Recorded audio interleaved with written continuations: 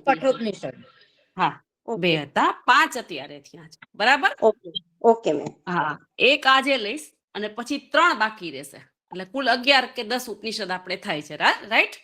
એટલે 5 ઉપનિષદ લીધા છે, એમાંથી માની લ્યો કે એનો બધા ઉપનિષદમાં એક ક્વેશ્ચન કોમન હોય કે એનો પરિચય પૂછાય, બરાબર? પરિચય એટલે ક્યાંથી લીધું છે, કેવી રીતે છે. માનો કે શ્વેતર ઉપનિષદ આજે છે તો બરાબર છે, તો કૃષ્ણ यजुर्वेदीय शाखा से अंतर्गत है, श्वेतर ऋषि के नाम से बना है, 6 अध्याय है, 113 मंत्र है, बराबर? અને પછી એમાં જો વિશિષ્ટ કઈ નથી પૂછ્યું તો જે કઈ લખાયું છે, માનો કે પ્રશ્ન ઉપનિષદ છે તો 6 પ્રશ્ન છે, કોણ કોને પૂછે છે, તો 6 ટૂંકમાં કુમારના નામ છે, મીન્સ કે 6 ઋષિના નામ છે, અને મહર્ષિને 6 ક્વેશ્ચન. કયા ઋષિ છે? તો પીપલાદ ઋષિ. કયાને પૂછે છે? યાદ આવ્યું પ્રશ્ન ઉપનિષદ? પીપલાદ ઋષિ સંવિધા લઈને 6 જાય છે એની પાસે અને પૂછે છે. હા, બરાબર. એના 6 ક્વેશ્ચન છે, તો 6 ઋષિ એના 6 ટૂંકમાં પૂછે છે, 6 ઋષિ કુમાર, અને પીપલાદ ઋષિ પાસે જાય છે કમના પ્રશ્નોના જવાબ આપો. તો ફર્સ્ટ ક્વેશ્ચન કયો, સેકન્ડ કયો, થર્ડ કયો, ફોર્થ કયો, ફિફ્થ કયો, અને લાસ્ટમાં 16 કલા વાળો ઈશ્વર છે, તો એની 16 કળાના નામ કયા છે, બરાબર? આ પ્રશ્ન ઉપનિષદ. આમાં બધું આવી ગયું, જે કાંઈ પૂછાય. પ્રશ્ન ઉપનિષદનો પરિચય અથવા તો પર્ટિક્યુલર પૂછ્યો કે આવું લખો, તો એ જ વસ્તુ લખવાની. અને પરિચય એવું પૂછ્યો હોય તો આપણને 6 ક્વેશ્ચનના નામ ખબર, એક લીટીમાં જવાબ આપવાના, વિસ્તારથી આપવાના ન હોય. ક્વેશ્ચન અત્યારે 4 માર્કનો જ આપણે પૂછાય છે આમાં, બરાબર છે? 20 માર્કનું પેપર હોય છે ને? હા મેમ. હા. પછી કેન ઉપનિષદ છે, તો એમાં બધી ઇન્દ્રિયો છે, એના નામ છે કે કઈ કઈ ઇન્દ્રિયો, તો એવું એને પૂછ્યું છે કે ટૂંકમાં એવી રીતના પૂછે છે કે કોની ઈચ્છાથી આપણી આ ટૂંકમાં નાક કામ કરે છે, આંખ કામ કરે છે, શરીર કામ કરે છે, કોની ઈચ્છાથી વિચારીએ છીએ. તો પરમાત્મા એટલો જ નથી જેટલો આપણે વિચાર છીએ, એનાથી પણ વધારે પરમાત્મા છે. આપણી પાસે તો એટલું જ જ્ઞાન છે કે જેટલું આપણે જાણીએ છીએ. પછી ઉદાહરણ આપ્યું હતું ને કે એક છોકરો ગણિત નો હોય, એ ગણિત 5મા ધોરણનો ભણતો હોય, એનો મતલબ એવો નથી કે 5મા ધોરણ પૂરતું જ ગણિત છે, પણ એની બુદ્ધિમાં એટલું જ ગણિત આવે એટલું જ એને આપ્યું છે. ગણિત તો ઘણું બધું છે, પીએચડી વાળો જાણે છે, હજી એથી ઉપર હોય, પણ એક લિમિટેશન્સ હોય માણસના મગજની. એટલે આપણને એટલી જ ખબર છે આનાથી પણ વધારે ઈશ્વર છે, બરાબર? એટલે એ આપણો કયું થયું? કેન ઉપનિષદ થયું. પછી તૈત્રય ઉપનિષદ માનો કે છે, તો એમાં આપણે પંચકોશ લીધા છે, બરાબર? 5 કોષના નામ. પછી પંચકોશમાં કયા કયા? તો અન્નમય, પ્રાણમય, મનોમય, વિજ્ઞાનમય અને આનંદમય 5 કોષ છે. જે પ્રમાણે ક્વેશ્ચન છે, માર્ક છે, એના નામ લખવાના છે, ક્યાંથી લીધું છે, કેવી રીતે છે, શું છે, થોડોક ઔપચારિક પરિચય આપવાનો છે કે ટૂંકમાં શું છે તૈત્રીય ઉપનિષદ, બરાબર? પછી કયું ઉપનિષદ આવ્યું? માંડુક્ય. તો ઓમકાર ને સરસ છે, એમાં 4 અવસ્થા છે. સૌથી પહેલી જાગ્રત, બીજી સ્વપ્ન, સુષુપ્તિ અને ચોથી તુરીય અવસ્થા, બરાબર? તો 4 અવસ્થા છે. ઓમકારમાં કેટલા 12 શ્લોક છે, બધાયમાં ઓમકારને જ ખાલી વર્ણિત કર્યો છે. અને કયા પાદ, બધી 4 અવસ્થા છે, ખબર છે? હા, મેં આખું કોષ્ટક લખાયું છે, બરાબર? હા, એટલે એ એકવાર યાદ રાખવાનું. એટલે શું પૂછ્યું છે એ પ્રમાણે લખવાનું. એટલે આપણને એટલીસ્ટ એક વખત નગર મેં બધું પર્ટિક્યુલર વ્યવસ્થિત લખ્યું છે, ક્યાંયથી કોઈ પણ ક્વેશ્ચન કાઢીને તમને પૂછે એથી બહારનું ન પૂછે, જે ભણાવ્યું છે એ જ પૂછાશે. એક વખત શાંતિથી બેસી અને વિચારી લે. હવે મુંડકો ઉપનિષદ, તો ગયા આપણે મુંડકોમાં શું, માનો કે મુંડકોનો પરિચય પૂછ્યો છે, તો એમાં પરાવિદ્યા સમજાવી છે, અપરાવિદ્યા સમજાવી છે. મુંડક શું કામ? તો કે જીવાત્મા પરમાત્માનો સંબંધ. મુંડકો નામ શું કામ પડ્યું છે? તો એ મેં તમને લખાયું છે કે અજ્ઞાનનો નાશ, અથવા સંન્યાસી એક શબ્દ પણ થઈ શકે. મુંડક મીન્સ સંન્યાસી. સંન્યાસી, મુંડકનો અર્થ એક સંન્યાસી પણ થાય છે, એક મુંડકનો. ક્યાંથી લીધું છે શું? પછી 2 પક્ષીનું ઉદાહરણ છે. પછી એમાં ઓમકારનું મેં કીધું હતું, 2 પક્ષીનું ઉદાહરણ આપ્યું છે, નદીનું ઉદાહરણ મેં એક આપ્યું હતું. પછી બ્રહ્મ પ્રાપ્તિકા સાથે સત્ય, તપ, એકાગ્રતા, આત્મનિયંત્રણ, આ બધું હું મોઢે બોલું છું તો આપણને એટલું તો યાદ રહે જ. અને બહુ સાદા શબ્દોમાં ને એવું લખાયું છે આપણને, બરાબર? તો આ મુંડકો ઉપનિષદ આવી ગયું. માંડુક્ય સમજાવી દીધું, બરાબર છે? એટલે આનાથી બહાર જનરલી ના પૂછાય. એટલે વ્યવસ્થિત વાંચી લેવાનું, પોઈન્ટ્સ બધા યાદ રાખી લેવાના. કેટલા માર્કનો? 4 માર્કનું જ હોય, એટલે એટલું જ લખવાનું છે. પણ ટુ ધી પોઈન્ટ બધા મુદ્દા આવરી લેવાના છે. આ સમજાવું છું એટલા માટે કે લખવાનું પર્ટિક્યુલર વ્યવસ્થિત, બરાબર? એટલે આજે તમે જો પાકું કરશો તમને એન્યુઅલમાં બહુ ફાયદો થશે કે પેલા 2 ઉપનિષદ થઈ ગયા, એનો પરિચય આખો થઈ ગયો, ટૂંકમાં પ્રસ્થાન અત્યારે તમે ઉપનિષદ વાંચી લો, એન્યુઅલમાં કેટલું બધું સરસ થશે. ઉપનિષદ માટેનું તમારે જેને કહેવાય ને એકદમ બેઝ મસ્ત તૈયાર થઈ જશે. પછી ખાલી વાંચવાનું એક વાર નજરમાંથી કાઢશું ને તોય પણ થઈ જશે.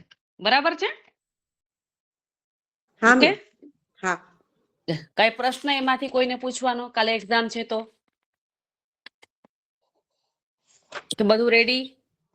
ના મેમ, હું એવું લગભગ સમજુ બધું છું વંચાઈ ગયું. હા, ઓકે ઓકે, સારું. ચાલો હવે આજે આપણે શ્વેતા સ્વતર ઉપનિષદ એ લઈશું. બરાબર, આજનું આપણું શ્વેતા સ્વતર ઉપનિષદ છે. ચલો લખવાનું પહેલા હું એકવાર સમજાવી દઉં.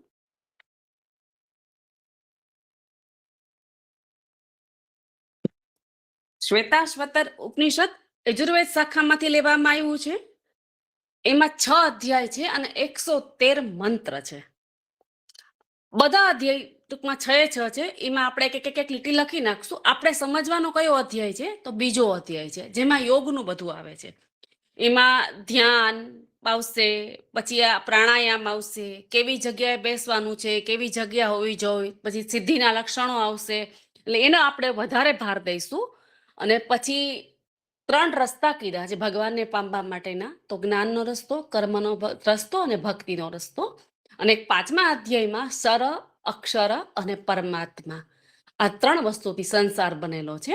એટલે આવું આપણે મેઇન જેટલી વસ્તુ છે એ જોશું આજે આપણે કલાકની અંદર. એટલે સ્વતા સ્વતર ઉપનિષદમાં માનો કે કાલ તો નહીં પૂછે, જ્યારે એક્ઝામમાં પૂછાય જે લખાયું છે એનો આખો હાર્દ સમજી લેવાની કોશિશ કરવાની. અને હું બહુ જેને કહેવાય ને સિમ્પલ શબ્દોમાં લખાવું છું. બરાબર, તો 6 અધ્યાય આવશે એના. પછી 6 અધ્યાયમાં શું શું કીધેલું છે એ આપણે લખાવશું. પછી કેવી રીતે નામ પડ્યું છે એ લખશું.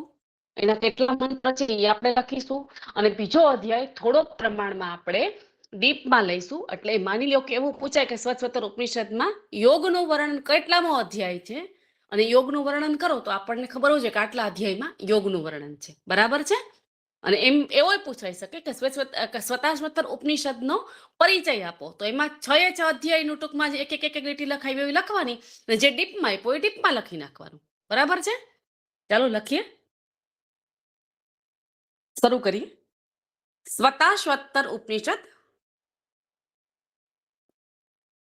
कृष्ण यजुर्वेदीय शाखा के अंतर्गत आता है.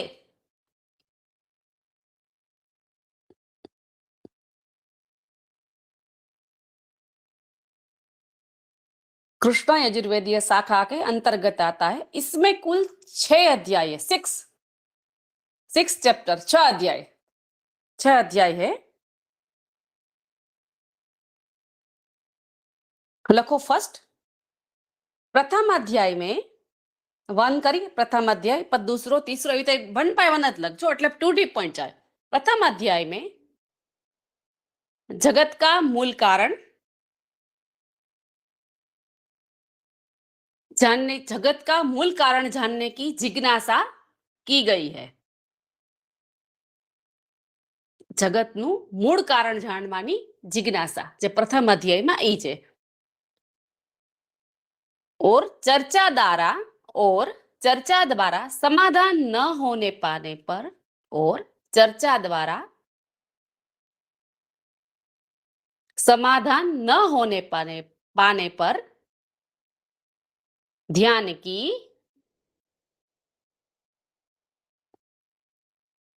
अनुभूति के आधार पर, ध्यान की अनुभूति के आधार पर विशिष्ट प्रवाह के रूप में वर्णित किया गया है. वर्णित किया गया है.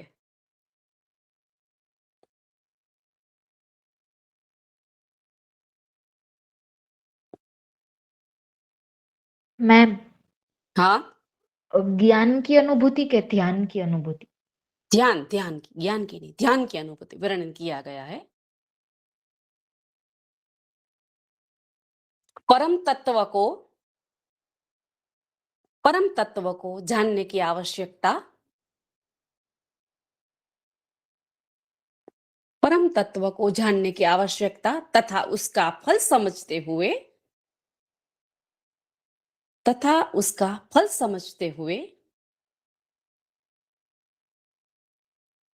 जीव પ્રકૃતિ, જીવ, પ્રકૃતિ, ભોગતા એટલે ક્ષર, અક્ષર અને મેં કીધું ને परमात्मा। जीव, प्रकृति और भोक्ता आदि का स्वरूप स्पष्ट किया गया है। आदि का स्वरूप स्पष्ट किया गया है और अंत में ओंकार साधना द्वारा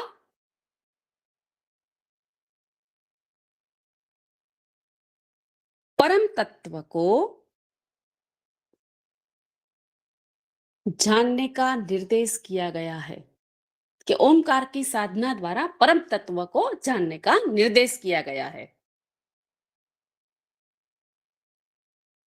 फर्स्ट पूर्व बराबर। एक प्रथम अध्याय में आटलू वर्णन है बराबर। लखो सेकंड चैप्टर दूसरो अध्याय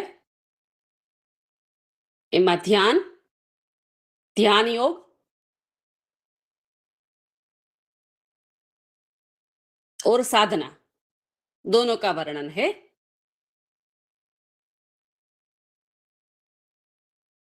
ध्यान योग साधना साथ ही लखी सकाय। ध्यान योग साधना का वर्णन है। दूसरे अध्याय में ध्यान योग साधना का वर्णन है। ध्यान योग साधना के लिए विधि विधान, प्राणायाम, स्थान,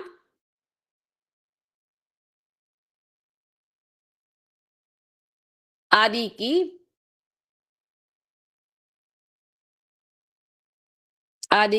मर्यादाएं समझाते हुए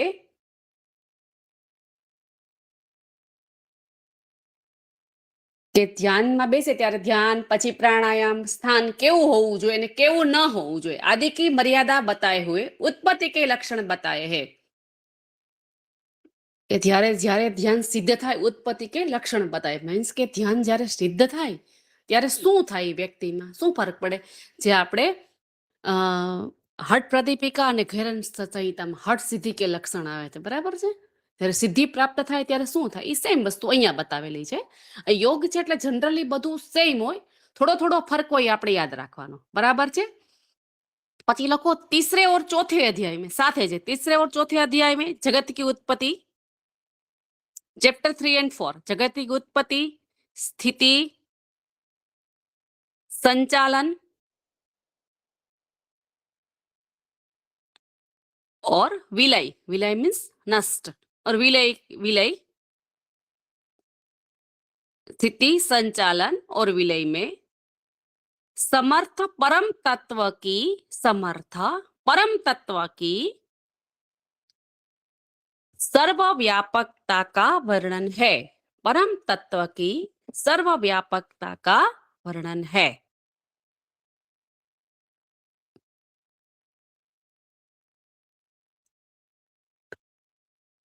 फिर जीवात्मा और परमात्मा को एक डाल पर बैठे जीवात्मा और परमात्मा को एक डाल पर बैठे दो पक्षियों की उपमा देकर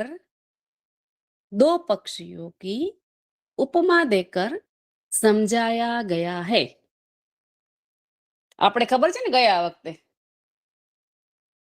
એક પક્ષી છે ખાલી બેઠું છે બીજું પક્ષી ફળ ખાય છે ફૂલ ખાય છે એને સુખ થાય છે દુઃખ થાય છે એવું બધું થાય છે બીજું પક્ષીને કાંઈ નથી થતું માત્ર એ દ્રષ્ટા છે એટલે જે આપણું સ્થૂળ શરીર છે એ એક પક્ષી છે અંદર બેઠેલો આત્મા છે એ બીજું પક્ષી છે કે જે કાંઈ તકલીફ પડે છે દેહના દંડ શુદ્ધ ગુજરાતીમાં કહીએ તો બરાબર એટલે એને દેહનો દંડ જે છે એને મળે છે કારણ કે આત્મા છે એ અજર અમર છે એને કાંઈ ફરક નથી પડતો ગીતાજીમાં કીધું ને આત્માને પવન સુખાવી શકતો નથી પાણી ભીંજાવી શકતું નથી અગ્નિ બાળી શકતી નથી આત્માની જે વ્યાખ્યા પૂછાય માનો કે તમારે ભગવદ્ ગીતા આવે છે આ વખતે હા મેમ હા સેકન્ડ પેપર હા ઓકે હા બસ તો એટલે એ ટૂંકમાં એવું છે એટલે આત્મા જે છે ને ટૂંકમાં અજરામ એટલે પક્ષી બીજું પક્ષી છે એ આત્મા કીધું છે એટલે સેમ ઉદાહરણ આની અંદર એ છે આપણે ઉદાહરણ લખી શકીએ માનો કે શ્વેતર ઉપનિષદ પૂછાય છે તો ટૂંકમાં ચોથા પાંચમા જે 3 કે 4 અધ્યાય મેં લખાયો હોય એમાં આપણે આનું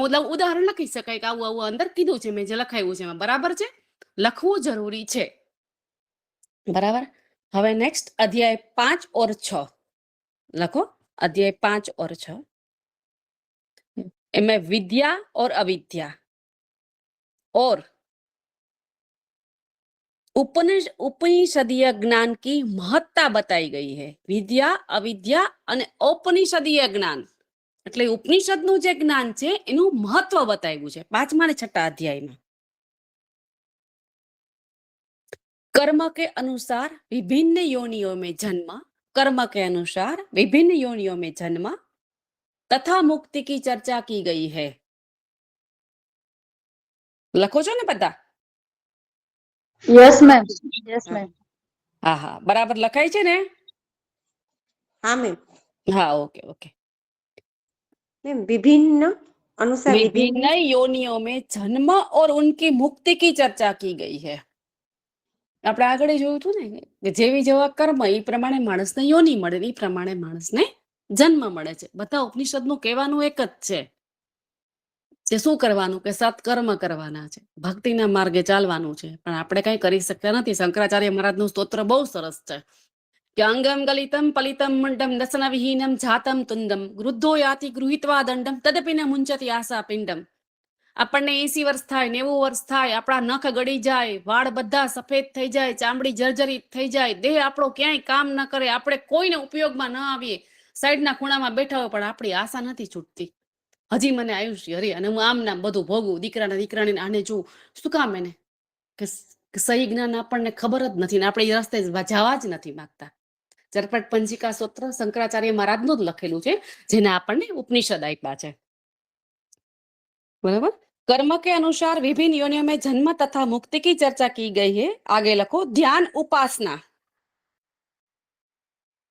ध्यान और उपासना द्वारा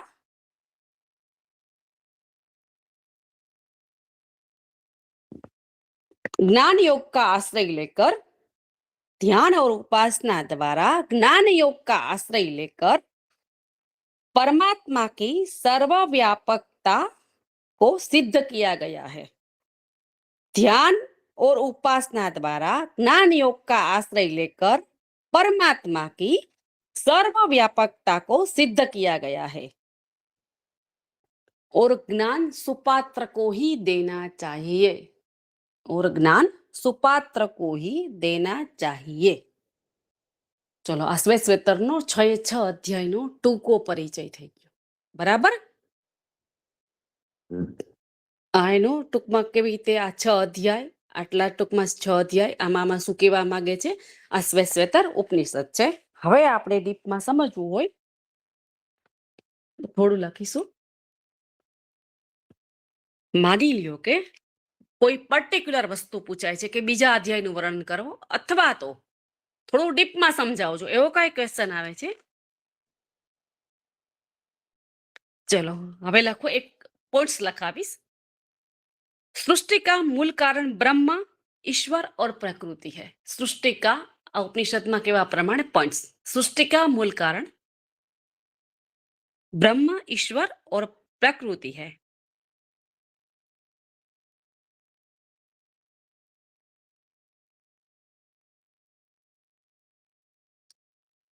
इस उपनिषद परमात्मा या भगवान शिव पर जोर देता है मीन्स के श्वेतर उपनिषद परमात्मा या भगवान शिव पर जोर देता है कि वही उसका सर्जक पालन और संहारक है वही परमात्मा या भगवान शिव सर्जक संहारक सर्जक पालक और संहारक हमेशा आ रीते ज रखवानुं पहला सर्जन थाय पछी पालन थाय लास्ट में संहारक थाय सर्जन पालक और संहारक है नेक्स्ट पॉइंट मैम फरीथी रिपीट कर दो ने एक आखू सृष्टि का मूल कारण ब्रह्म ईश्वर और आखू और रिपीट भगवान शिव सृष्टि का मूल कारण परमात्मा और भगवान शिव है, इस पर जोर देता है ये उपनिषद। और ईश्वरीय सृष्टि का सर्जक, पालन और संहारक है। सर्जक એટલે સર્જન કરવું, પછી પાલન પોષણ અને છેલ્લે સંહારક એટલે વિનાશ. ભગવાન જ કરે છે બધું, સ્થિતિ અને લય એમાં જ છે ને બધું, સર્જન, સ્થિતિ, સ્થાપક અને લય. બરાબર. હવે નેક્સ્ટ પોઈન્ટ, ईश्वर अपनी शक्ति मीन्स भगवान की पराशक्ति, ईश्वर अपनी शक्ति और जिसे हम माया कहते हैं, ईश्वर अपनी शक्ति जिसे हम माया कहते हैं, इसके द्वारा संसार को रचते हैं। ईश्वर अपनी शक्ति जिसको हम माया कहते हैं, इसके द्वारा संसार को रचते हैं. એટલે માયા જરૂરી છે, એટલે એ છોડવાની છે એ ક્યારે કે યાર તમને એવું લાગે કે હવે ઇટ્સ ઇનફ, એમનો મોહ ના થાય ત્યારે એ માયા ન રહે તમારા માટે. વસ્તુનો મોહ ન થવો જોઈએ બસ. એમાં એક પાતળી ભેદરેખા છે. એકવાર ટૂંકમાં એક જણે કહે ને આ સાઈડ રહેવાનું જ કે આ સાઈડ, એમ નહીં. એ ખબર પડી જવી જોઈએ કે આ બધી માયા છે, એટલે એનું દુઃખ આપણને ન થાય, ખાલી દ્રષ્ટા તરીકે જોવાનું છે એવું કે છે. प्रकृति जड़ है और ईश्वर चेतन है, प्रकृति जड़ है और ईश्वर ही चेतन है, ऐसा इस उपनिषद में कहा है. प्रकृति जड़ है और ईश्वर चेतन है, ऐसा इस उपनिषद में कहा है.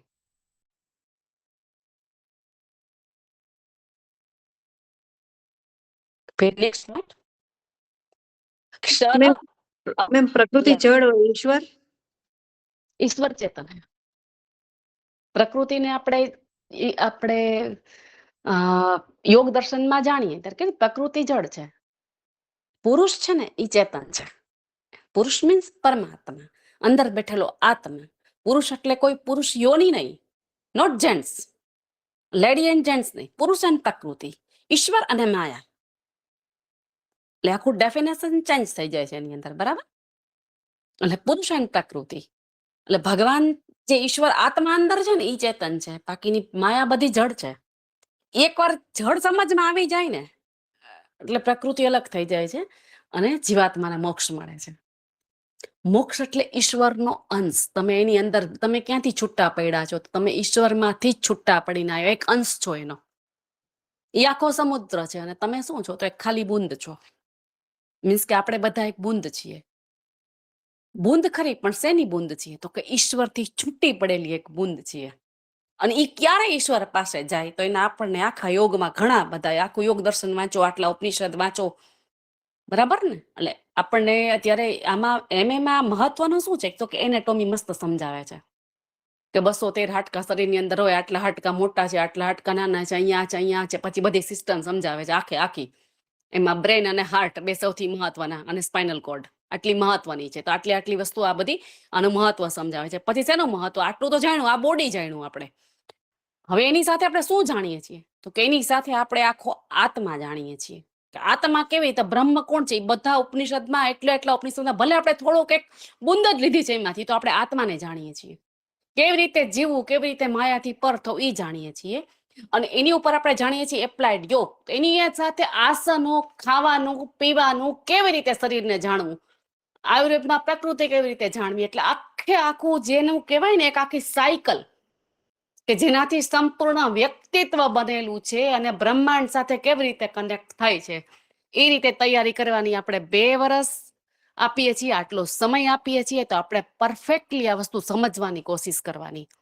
આપણે બહાર નીકળીએ, આપણે એટલું જ્ઞાન તો થવું જોઈએ કે એનેટોમી શું છે, ફિઝિયોલોજી શું છે, જ્ઞાન કે આત્મા શું છે, અને એની સાથે એપ્લાઇડ યોગ, આસનો કરતી વખતે આધ્યાત્મિક અનુભૂતિ આપણને કઈ રીતે થવી જોઈએ.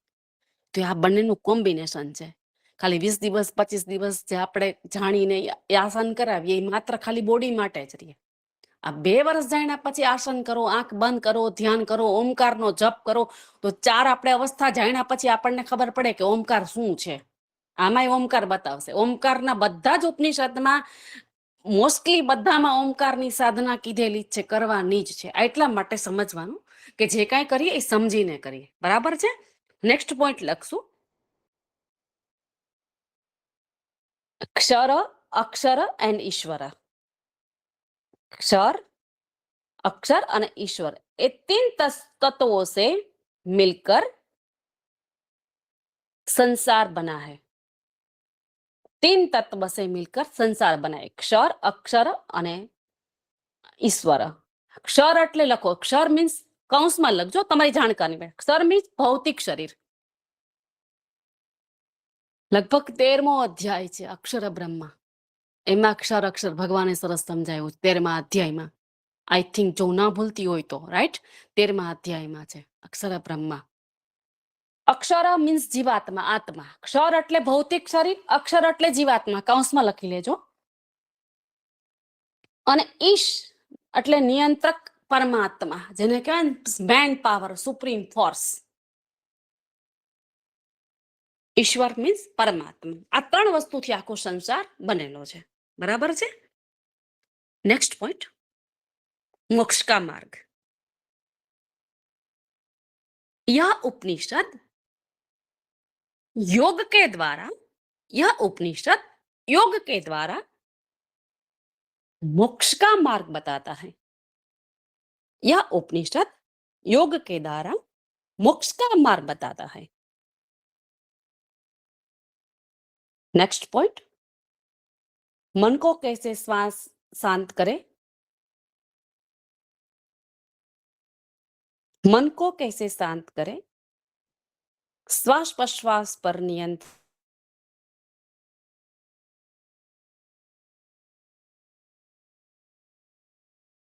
अथवा मन को शांत करना, श्वास प्रश्वास पर नियंत्रण और सही ज्ञान से ही आत्मा साक्षात्कार, और सही ज्ञान से ही आत्म साक्षात्कार, सेल्फ रियलाइजेशन, જે બધા ઉપનિષદનો સાર છે, સેલ્ફ રિયલાઇઝેશન।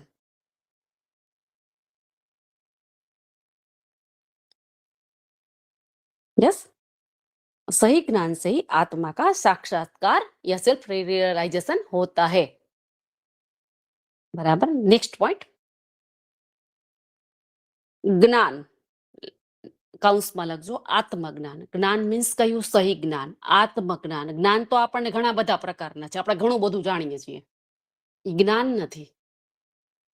ઓલા કીધું છે ને, તત્પુરુષ અપાવન સત્ય ધર્માય દષ્ટયે, પેલા મારું જે કાંઈ જ્ઞાન છે ને, એ બધું જ્ઞાન મારું એની ઉપર પડદો પાડો અને પછી મને સત્યનું દર્શન થાય, એટલે જ્ઞાન લખો ને આત્મજ્ઞાન। बंधन का कारण अज्ञान है, संसार केवल माया जाल है। बंधन का कारण अज्ञान है,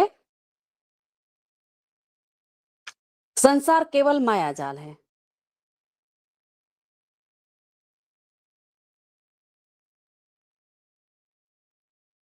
इससे छूटकर, इस सब से छूटकर ब्रह्म की प्राप्ति मोक्ष है। इस सब से छूटकर ब्रह्म की प्राप्ति ही मोक्ष है।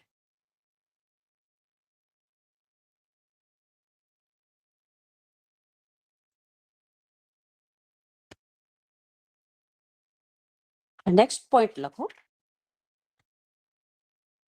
પછી આપણે નેક્સ્ટ બીજું ચેપ્ટર લેશું। પહેલા આપણે એકવાર પૂરું જ કરી નાખીએ ટૂંકમાં, પછી આપણે નેક્સ્ટ ચેપ્ટર આખું લઈએ, સેકન્ડ નંબરનું ચેપ્ટર, કે જેમાં ધ્યાન ને લક્ષણ ને બધું છે। હવે લખો લાસ્ટ પોઈન્ટ,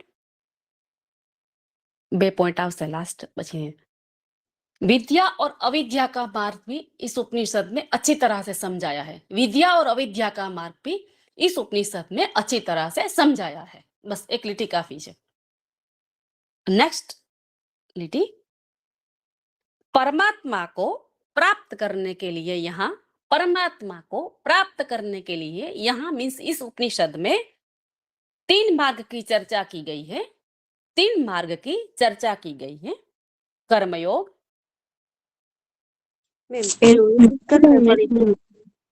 परमात्मा को प्राप्त करने के लिए 3 मार्ग की चर्चा, 3 मार्ग, 3 वे, रास्ते मीन्स मार्ग, 3 वेज। कर्मयोग, कर्म केवा तो समर्पित, कर्म क्या तो समर्पित भाव से भगवान को, भगवान को समर्पित भाव से कर्म करने से, साधक अपने कर्म कहे तो समर्पित भाव से, परमात्मा को सारी इच्छाओं अनासक्त भाव से कर्म करना है, भगवान को समर्पित होकर कर्म करना है। कोई पण एक सेंटेंस लखी नाखो जे तमने अनुकूल पड़े। परमात्मा को समर्पित भाव से कर्म करना है या अनासक्त भाव से कर्म करना है। बराबर। अब बीजू छे ज्ञान योग। पहलो रस्तो कयो छे तो कर्मयोग नो रस्तो बताव्यो छे आ उपनिषदमां। बीजो रस्तो ज्ञान योग बताव्यो छे। तो ज्ञान कयो? तो कि हमारे सर्व पाप का नाश करने वाला ज्ञान, सर्व पाप को नाश करने वाला ज्ञान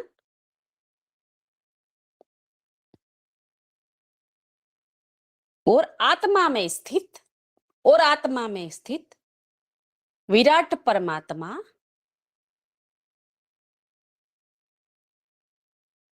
और उसके अमृत स्वरूप को प्राप्त हो जाता है। उसके अमृत स्वरूप को प्राप्त करना, प्राप्त हो जाना, अमृत स्वरूप में लीन होना, कोई पण एक सेंटेंस लखी सको छो। बराबर। परमात्मा के विराट स्वरूप में लीन हो जाना, यही सच्चा ज्ञान का मार्ग है। भक्ति योग એટલે શું? મીરાબાઈ, નરસિંહ મહેતા, શબરી ભગવાનને સમર્પિત કમ્પ્લીટલી, એમાં ક્યાંય તર્ક ન હોય। જે કાંઈ ભગવાને કીધેલું છે બધું સાચું, પરમાત્મા નથી એવો કોઈ શંકા જ નહીં। જે જ્ઞાની ભક્ત છે એ શું કરશે? તો કે જ્ઞાની છે ઘણા બધા તર્ક કરે। જ્ઞાની જે છે ને, ભગવાનને કઈક પણ પ્રશ્ન હોય તો કે આમાં આમ હોય, આપણે એમ કહીએ કે હાલો આ ભગવાન છે આની અંદર, પણ જે જ્ઞાન આપણું અંદરનું જે બેઠું છે ને તરત જ પૂછે, કુતર્કે કરે કે આપણે કેમ માનવું? કાં તો ઘણે તો કે પથ્થરની મૂર્તિ છે, મંદિરે ઘરે દર્શન કરી લ્યો તોય ચાલે, ખોટું એ નથી। જે મંદિરે જાય છે એ લોકો ખોટા નથી ને। જ્યાં શાંતિ મળે છે, આપણે માત્ર આપણા સેલ્ફ રિયલાઇઝેશન કદાચ કઈ થાય કે ન થાય, પણ એટલી વાર 5 મિનિટ પૂરતું આપણને એવું થાય છે કઈ મંદિરમાં શાંતિથી બેઠા છે, 5 મિનિટ મજા આવી છે, તો કાંઈક તો એવું છે જ કે જે આપણને મજા આવે છે। પણ શરણાગતિ એટલે ભક્તિ કે માં એકેય પ્રકારનો તર્ક જ ના આવે। મંદિરે જાઓ તો ઈશ્વર ઈ જ છે, ઘરે બેઠા છો ઈશ્વર ઈ જ છે, મંદિરમાં ઈશ્વર નથી એવું નથી, ઘરમાં ઈશ્વર નથી, કઈ તર્ક જ નથી। એ શરણાગતિ કહેવાય। લખો ભક્તિ યોગ, ત્રિસા રાસા ભક્તિ યોગ।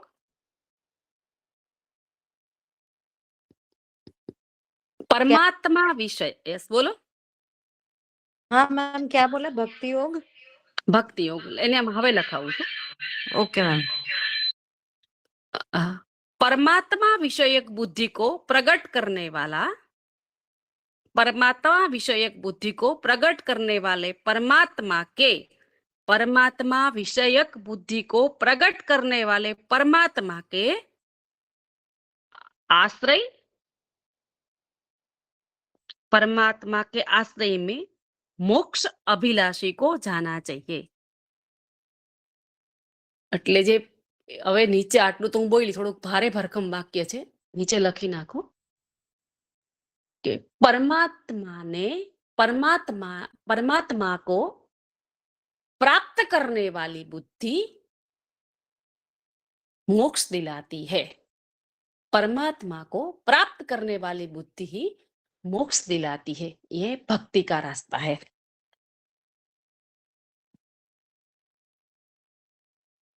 और परमात्मा ही अंतिम आश्रय है। और परमात्मा ही अंतिम आश्रय है।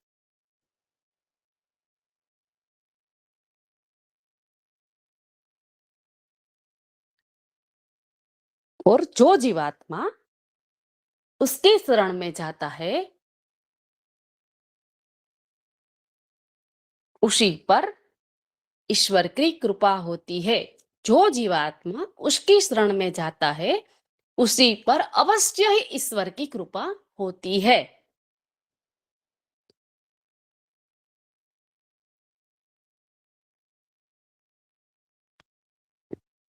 बराबर।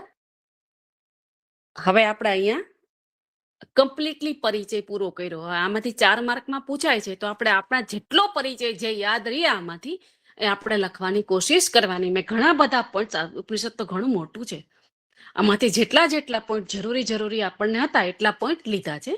અને હવે માત્ર યોગ પૂછાય છે, 10 માર્કમાં પૂછાય તો આખો પરિચય લખવો પડે અને યોગનું ચેપ્ટર આખું લખવું પડે. પણ જો 4 માર્કમાં પૂછાય છે તો પછી યોગનો પરિચય ટૂંકમાં એડવાન્સ લખવા, એક્સ્ટ્રા લખવાની જરૂર નથી આપણે. તો જેટલા પોઈન્ટ્સ આમાંથી યાદ રહે એટલા પોઈન્ટ્સ આપણે પરિચયમાં વ્યવસ્થિત લખી નાખવાના. આ હોય કે મુંડકો ઉપનિષદ હોય, માંડુક્ય ઉપનિષદ હોય, માર્કને આધારે આપણે લખવાનું રહેશે. બરાબર? ચાલો હવે લખો નેક્સ્ટ આપણો ચેપ્ટર જે છે, સેકન્ડ ચેપ્ટર, જે આપણું યોગ વિશે છે, શ્વેતસત્ર ઉપનિષદમાં સેકન્ડ ચેપ્ટર છે. લખો श्वेतर उपनिषद में दूसरे अध्याय में योग की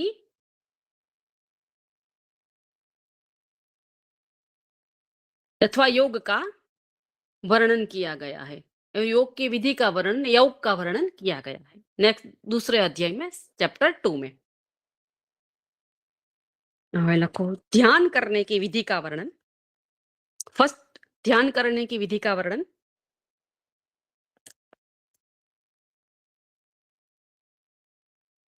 કોઈ પણ સૂત્ર કહેશે આનું યોગ દર્શન નું? મેડમ તો આજે આખું લખાયું ઈ પ્રથમ અધ્યાય ના એમાં જો પેલા 6 અધ્યાય મેં તમને લખાવ્યા. બરાબર છે? 1 મિનિટ સાંભળી લો, સારો ક્વેશ્ચન કર્યો. પેલા તો મેં 6 અધ્યાય આખું પૂરું કરાયું. બરાબર? અને પછી મેં 6 અધ્યાયમાં એવું મેં જે લખાયું જે મને જરૂરી લાગ્યું કે આટલું આપણને ખબર હોવી જોઈએ કે અથવા લખવું છે માનો કે તેમાંથી મેઇન પોઈન્ટ્સ મેં એડવાન્સ વધારાના લખાવ્યા. ઓમાં તો ખાલી એક દોઢ લીટી રાખી આપણે.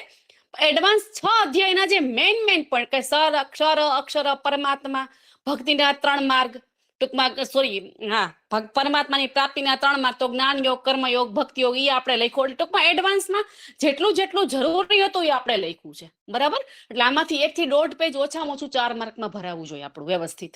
હું જ તમને માનો કે થોડુંક લખાવી દઉં અડધું પેજ, તો તમે શું યાદ રહે? એમાં તમે 5 લીટી લખીને તમે આવો. બરાબર છે? એટલા માટે આખું એડવાન્સમાં ટૂંકમાં આખા ઉપનિષદનો સાર વ્યવસ્થિત, જેને કહેવાય ને કે આ બધું ખબર પડી ગઈ, આ ઉપનિષદમાં આવું કીધું છે. પછી તો એક લીટી ઉપરથી આખા 4, 5 પેજ હોય, પણ એનો મેઇન હાર્દ છે મેં તમને આખું લખાયું. પેલા પરિચય, 6 અધ્યાય એક લીટીમાં વર્ણન, અને પછી એના મેઇન પોઈન્ટ્સ. એમાં 6 અધ્યાયમાંથી પેલા અધ્યાયનો પોઈન્ટ હોય, બીજાનો હોય, ત્રીજાનો હોય, ચોથાનો હોય. મને જે અનુકૂળ લાગ્યું એ 6 અધ્યાયનું વર્ણન મેં તમને કરીને લખાયું. સમજાઈ ગયું? ક્લિયર? હા મેડમ. હા, ઓકે. હવે આપણે ચેપ્ટર 2 લખશું. ઓનલી યોગ માટેનું જ ચેપ્ટર છે, જે ખાલી એ જ વર્ણન કરાવું તમને, ખાલી યોગનું જ. બીજું આપણે વધારામાં કાંઈ નહીં લઈ. બીજું ચેપ્ટરમાં જે યોગ આવે છે એ આપણે લેશું. એવો ક્વેશ્ચન પૂછાઈ શકે કે આમાં श्वेताश्वतर उपनिषद में योग का वर्णन कीजिए, योग के चैप्टर का वर्णन कीजिए. तो एमां जे कई छे ध्यान छे, प्राणायाम छे, सिद्धिना लक्षण आवशे, ए बधी वस्तु आवशे, एनुं फल शुं छे ए आपणे लखी नाखवानुं, जे हुं तमने अत्यारे लखावुं छुं. અને જે કોમન છે, જે આપણને ખબર જ હશે, જે બધી જગ્યાએ આવે છે. હવે મને યોગ દર્શનનું સૂત્ર કહેશે, ધ્યાનમાં બેસતી વખતે કેવી રીતે બેસાય?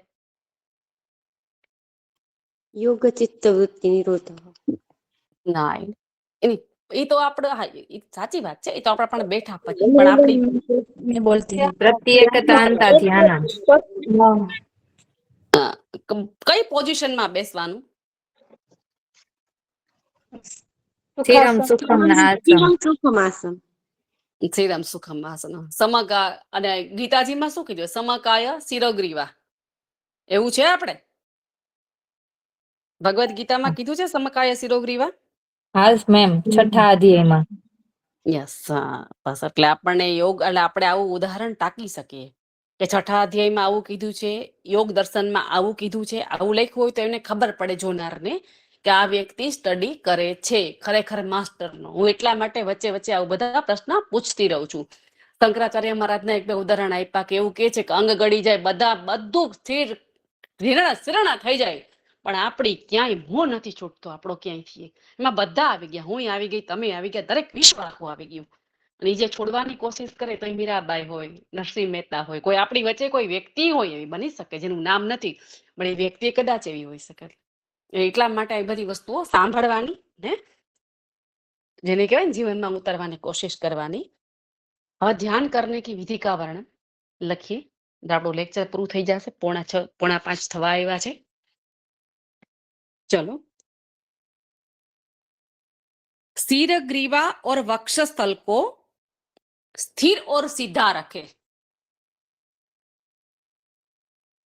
सिर ग्रीवा टूंकमां माथું ડોક અને છાતી ત્રણેય सीधा રાખવાના।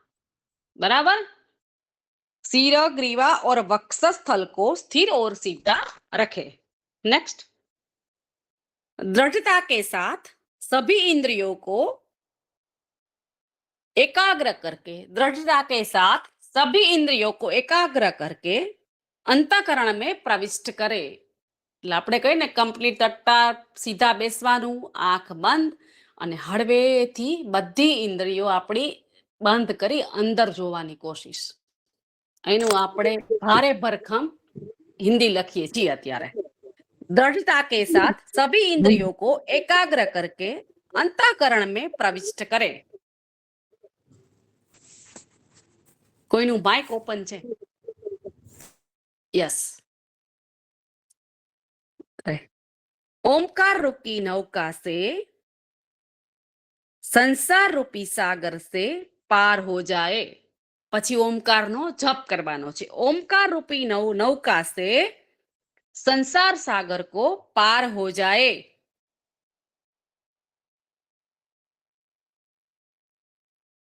આમાં એક મસ્ત ઉદાહરણ આપ્યું છે। અરણીનું કીધું છે, એક અરણી ઉપર એક અરણી નીચે। એટલે ઉપરની લાકડી છે ઓમકાર છે, નીચેની લાકડી છે આપણું શરીર છે અથવા મન છે। એ બંનેને એકદમ ઘસો ને એટલે અંદર છુપેલી એક અગ્નિ પેદા થાય અને એ અગ્નિ છે એ શું છે તો કે પરમાત્મા। એટલે ઓમકારનો જપ એટલો બધો કરો, એટલો બધો કરવાનો છે એની અંદર સ્થિર થઈ એકાગ્ર ધ્યાનથી કે અંદર તમારી જે અંદર પરમાત્મા બેઠો છે, આત્મા બેઠો છે, એનો તમને સાક્ષાત્કાર થાય। મેં ખાલી જાણવા માટે ઉદાહરણ આપ્યું છે।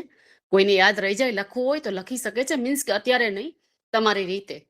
एक अरणी ऊपर एक अरणी मीन्स के एक लकड़ी ऊपर है एक लकड़ी नीचे है, दोनों को एकदम घिसके फिर अंदर छिपा हुआ जो अग्नि प्रकट होता है, वैसे ही ओमकार के जप से हमारे अंदर छुपे परमात्मा तक हम पहुंच सकते हैं। એટલે મેં લખાયું ને ओमकार रूपी नौका से संसार रूपी सागर से पार हो जाए। नेक्स्ट, प्राणायाम की महत्ता। नेक्स्ट पॉइंट આપણો હવે ધ્યાનની પૂરું થયું। હવે પ્રાણાયામ की महत्ता।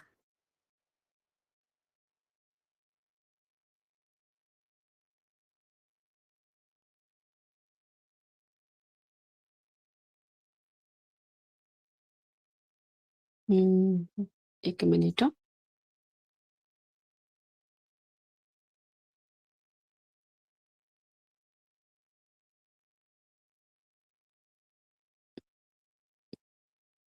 प्राणायाम से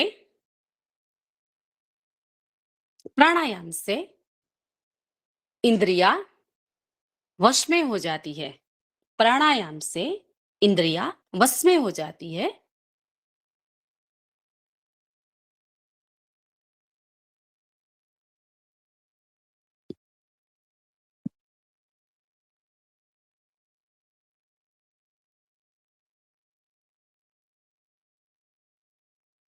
और विद्वान पुरुष का मन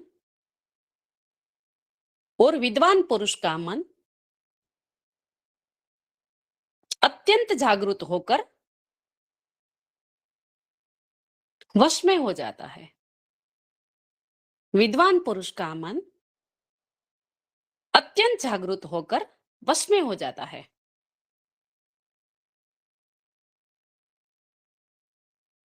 और जब प्राणवायु का निरोध किया जाता है, तब मन एकदम शुद्ध हो जाता है। जब प्राणवायु का निरोध किया जाता है तब मन एकदम शुद्ध हो जाता है। क्लियर? क्लियर? Hello ma'am. हाँ मैम। हाँ। હવે સાધના કા હેતુ સ્થાન। સાધના હેતુ સ્થાન મીન્સ જ્યાં બેસવાનું છે સ્થાન કેવું હોવું જોઈએ એ આપણે આવે જ છે, બે હઠપ્રદેવિકામાં આવે છે ને ઘરણ સંહિતામાં આવે છે। લખો, સમતલ ઓર પવિત્ર ભૂમિ, समतल और पवित्र भूमि, कंकड़ अग्नि तथा बालू से रहित, એટલે જ્યાં કાંકરા ન હોય, અગ્નિ ન હોય, બાલુ મીન્સ ઝીણી ઝીણી રેતી, બાલુ. समतल और पवित्र भूमि, कंकड़ अग्नि तथा बालू से रहित, जल के आश्रय और शब्द आदि की दृष्टि से पूर्णतः अनुकूल, जल के आश्रय और शब्द आदि की दृष्टि से पूर्णतः अनुकूल, नेत्रों से अनुकूल,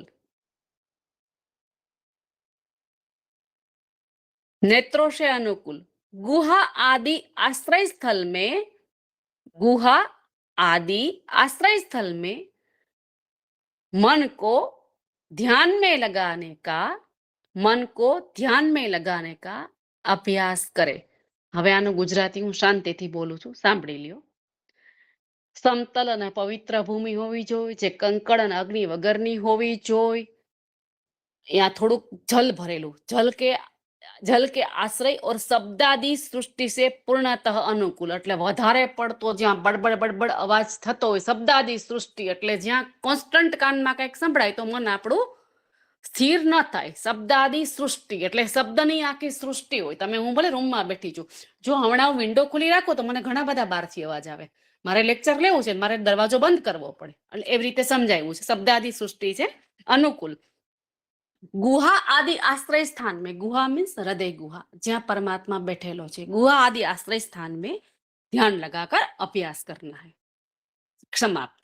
આપણા શબ્દોમાં આપણે લખી શકીએ, એમાં જરૂર નથી આટલા ભારી ભરકમ શબ્દ જોઈએ. સાદું ગુજરાતીમાં ક્લિયર સમજાઈ ગયું કે પવિત્ર ભૂમિ હોવી જોઈએ, અગ્નિ ત્યાં ન હોવી જોઈએ, રેતી કંકર ન હોવી જોઈએ, એક સરસ મજાનું આસન બિછાવેલું હોવું જોઈએ, જ્યાં ઘોંઘાટ જાજો ન હોય, અને આપણી હૃદય ગુહામાં જ્યાં આત્મામાં અંદરની તરફ દ્રષ્ટિથી જોવાનું છે. રાઈટ? જે લોકો ભારી ભરકમ શબ્દ નથી સમજાતા એના માટે બહુ સ્પષ્ટ શબ્દોમાં. રાઈટ? સમજાઈ ગયું? ઓકે. હા મેમ. अब योग सिद्धि के लक्षण, नेक्स्ट पॉइंट, योग सिद्धि के लक्षण. શરીર મીન્સ કે યોગ સિદ્ધિ થાય ત્યારે શું થાય, શરીરમાં કેવું શરીર તમારું થઈ જાય. માનો કે તમને યોગ સિદ્ધ થયો, મીન્સ કે ધ્યાન લાગી ગયું અને તમને અંદર નિર્વિકારી તમે બની ગયા, તો તમારી સુષુમ્ણા નાડી છે તમારી, જેને કહેવાય ને મળી ગઈ, ટૂંકમાં ઈડા અને પિંગલા એ બંનેથી સુષુમ્ણા નાડીમાં બંને પ્રવેશ કરી લીધો છે. ત્યારે કઈ પરિસ્થિતિ તમારી થાય તો શરીર કી સ્થૂલતા કમ હોના, તમે જાડામાંથી પાતળા થઈ જાઓ. બરાબર? શરીર કી સ્થૂલતા કમ હોના. ઘણા લોકોને થવું હોય કે નહીં આમાંથી એટલીસ્ટ 5 કિલો ઘટી જાય, એવું થાય ને બધાને. शरीर की स्थूलता कम होना, निरोगी होना, विषय आसक्ति से मुक्त, विषय आसक्ति से मुक्त, शरीर में क्रांति, क्रांति मीन्स शरीर में શું કહેવાય ને, તેજસ્વીતા મીન્સ ક્રાંતિ આવી એક પ્રકારની, તેજ, શરીર में तेज, स्वर की मधुरता, શુભ ગંધ કા હોના, એક એકદમ પવિત્ર સ્મેલ આવે આપણને જ્યારે આવું વર્ણન સાંભળેલું હોય, આપણે ત્યાં સુધી નથી પહોંચ્યા. શુભ ગંધ કા હોના, મલમૂત્ર અલ્પ હોના, એ બધી ટૂંકમાં જેને કહે ખાવાનું ઓછું કરી નાખો, પીવાનું ઓછું કરી નાખો, એટલે બહુ સ્વાભાવિક છે. મલમૂત્ર કમ હોના, એ સબ योग सिद्धि की, योग की पहली सिद्धि है, अंतिम નથી હો. આટલા લક્ષણ योग की पहली सिद्धि है. બરાબર? ધ્યાન, પછી પ્રાણાયામ, પછી સાધના હેતુનું સ્થાન, અને પછી એના યોગ સિદ્ધિ કે લક્ષણ. સાધના હેતુ સ્થાન અને બરાબર યોગ કી સિદ્ધિ કે લક્ષણ. બરાબર? જો યોગ વિશે પૂછાય તો આપણે આટલું જ લખીશું, આથી વધારે કઈ લખવાની બહુ જરૂર રહેતી નથી. 4 થી 5 પોઈન્ટ ઇટ્સ ઓકે.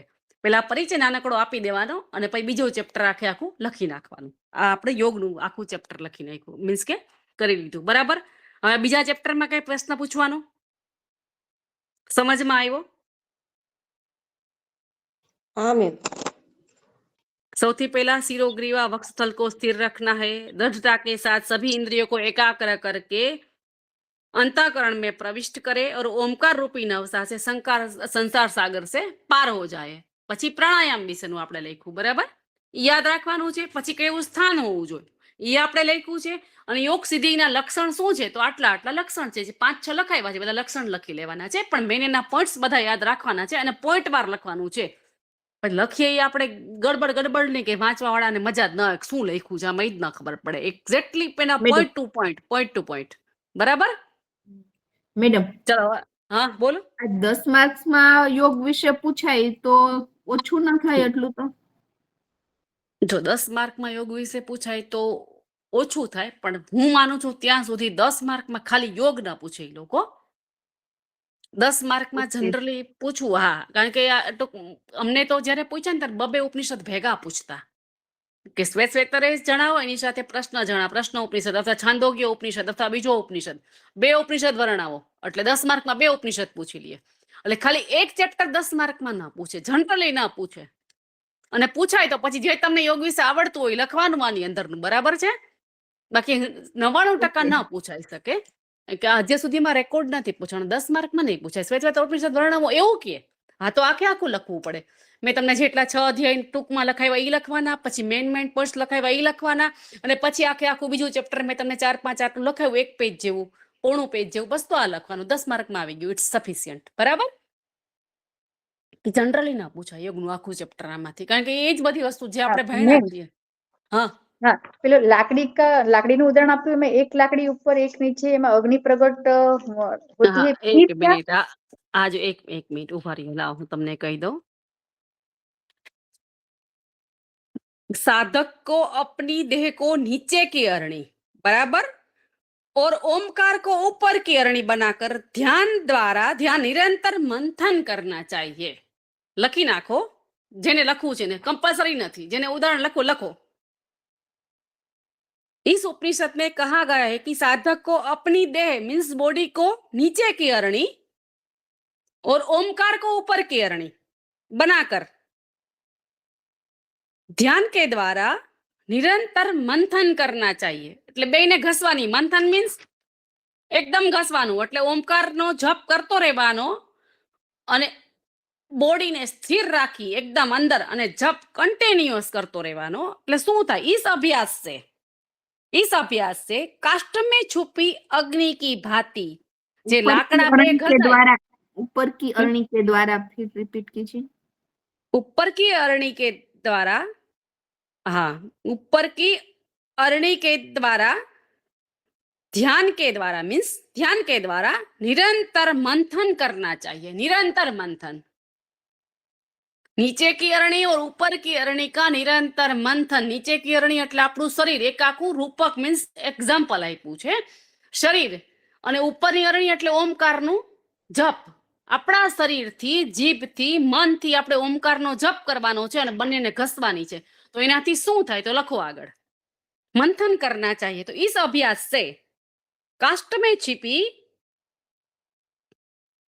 अग्नि की भांति परम तत्व को देखा जा सकता है.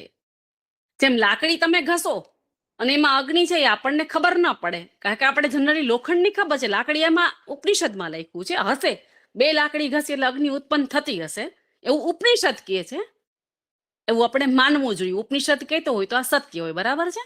ઉપનિષદ એવું કહે છે કે 2 લાકડી ઘસો, होती है यज्ञ हवन करवाते हैं ना, तब ऐसा करवाते हैं. દેખાય કિસી ને? Yes ma'am, yes ma'am. तो सत्य से उपनिषद रहते ही सही सत्य ज्ञान है, सही ज्ञान है. આ તો હોગા. હા, મેં ઉદાહરણ વાંચ્યું ત્યારે મેં બહુ રિફર કર્યું કે મને ઉદાહરણ ગળે નહોતું ઉતરતું 2 લાકડીનું. એટલે મેં ઘણું બધું ચેક કર્યું, ઘણું બધું ડીપમાં વાંચ્યું, પછી મેં ઉદાહરણ તમને લખાયું એટલા માટે નહીં કે મને ક્યાંય કેવું હતું કે મને સમજાવવું જોઈએ ને, હું તમને જે લખાવું પેલા મને તો સમજાવવું જોઈએ ને. હા, એટલા માટે હું હંમેશા ક્લેરિફિકેશન, મને જે સમજાય છે એ જ હું તમને સમજાવું છું. મને નથી સમજાતું એમાં હું અધ્યાર છોડું છું. કે જ્ઞાન એવું હોવું જોઈએ કે સૌથી પહેલા તો મને સમજમાં આવે ને પછી હું તમને સમજાવું. તો બરાબર તો અગ્નિ પ્રગટે, રાઈટ ને? ને હું સમજતી હતી કે થાય, પણ હા, મને એટલે માઇન્ડમાં કોઈ એમાં એવું છે મેમ, જયારે અમારે યજ્ઞ કરાયો ને ત્યારે બ્રાહ્મણે એવું કીધું કે આમ તો રિયલમાં અગ્નિ એમ કે પ્રગટાવાની ના હોય, માચીસ થી ને ઉત્પન્ન કરવાની હોય. તો પછી બધા કે તો કરો ઉત્પન્ન. તો એમને કેવું કર્યું, લાકડા હોય ને એનાથી દોરી બાંધી અને સામ સામે પેલું વલોવે ને માખણ ને પેલા એવી રીતે. મંથન કીધું ને કે યસ મંથન યસ, કીધું. હા, અને એવી રીતે અગ્નિ પ્રગટાવી 2 કલાકે પ્રગટી હતી અગ્નિ. યસ, એટલે મંથન કીધું. એ અગ્નિ પકતા 2 કલાક થઈ તો આપણને કેટલા જન્મારા લાગે ત્યારે ઈશ્વર સુધી પહોંચીએ? અને એક જન્મારામાં પહોંચવું હોય તો બાકીના બધામાંથી અનાસક્ત થઈ જવું પડે. એટલે આમાં મસ્ત ઉદાહરણ આપ્યું છે અગ્નિ. એટલે इसके अभ्यास से काष्ठ में छिपी अग्नि की भांति परम तत्व को देखा जा सकता है. કાષ્ટમાં જેમ અગ્નિ છે એમ ઓમકાર રૂપી જપ કોન્સ્ટન્ટ તમારું શરીર, મન, આત્મા ધ્યાન દ્વારા કરે ત્યારે પરમાત્માના દર્શન અવશ્ય થાય જ, એવું આ ઉપનિષદ કે છે. આ ઉદાહરણ છે એનું. બરાબર આવ્યું સમજમાં? યસ और आत्मा और परमात्मा का मिलन का एक रूपक है, એવું ઉપનિષદ ચોખ્ખું કે છે. એ આત્મા और परमात्मा के मिलन का एक रूपक है કે એક અરણી ઉપર એક અરણી નીચે. તો ઉપર જ અરણી ઓમકાર જ હોય, આપણે નીચે જ હોય. આપણે શું છીએ? આપણે નીચેના તત્વ છીએ ને આપણે. એટલે એક અરણી નીચે એક અરણી ઉપર એને એકદમ વલોવાની છે. અને વલોવ્યા પછી ટૂંકમાં એમાંથી જે છુપેલો કાષ્ટ અગ્નિ ઉત્પન્ન થાય એવી રીતે કોન્સ્ટન્ટ ઓમકારનો જપ કરવાથી શરીર દ્વારા, મન દ્વારા ભગવાનની, પરમાત્માની પ્રાપ્તિ 100% બ્રહ્મની પ્રાપ્તિ થાય, એવા ઉપનિષદ કે છે. બરાબર સમજાઈ ગયું? શ્વેતાશ્વેતર ઉપનિષદ. કોઈને કઈ આમાં કઈ બીજું કઈ પૂછવાનું? મને બેશક પૂછી શકો. કઈ નથી સમજાતું પૂછવાનું. ગડબડ લખવાનું નહીં, ગડબડ સમજવાનું નહીં. 1 કલાક જયારે આપો છો ત્યારે પર્ટિક્યુલર એકદમ સરસ અને પૂરા હૃદયથી આપવાનું. કારણ કે આપણે ઉપનિષદ સમજીએ છીએ, જે આપણે ઉપનિષદ બધા ક્યારેય નહીં વાંચી શકીએ, પણ અત્યારે મોકો મળ્યો છે ભણવાના માધ્યમથી, તો આપણે વ્યવસ્થિત અને સમજીએ ઉપનિષદને. બરાબર. હવે હું એટેન્ડન્ટ લઈ લઉં. કોઈને કઈ પૂછવું છે? હલો? નહીં મેમ. હાલો તો આજથી પૂરું. હલો? યસ મેમ, લે લો પ્રેઝન્ટ. હા. Roll number 1. Present ma'am. Roll number 1 Vaishali Pavalia. 2 3 yes ma'am. 4 5 6 Yes, ma'am. 7 Yes ma'am. 8 Yes, ma'am. 9 Yes ma'am. 10 Yes, ma'am. 11 Yes ma'am. 12 yes ma'am. 13 Yes, ma'am. 14 Yes, ma'am. 15 Yes, ma'am. 16 17 18 Yes, ma'am. Ma'am, 17, ma'am. yes okay 17 yes પછી 18 Yes, ma'am. 19 Yes, ma'am. 20 Yes ma'am. 21 Present, ma'am.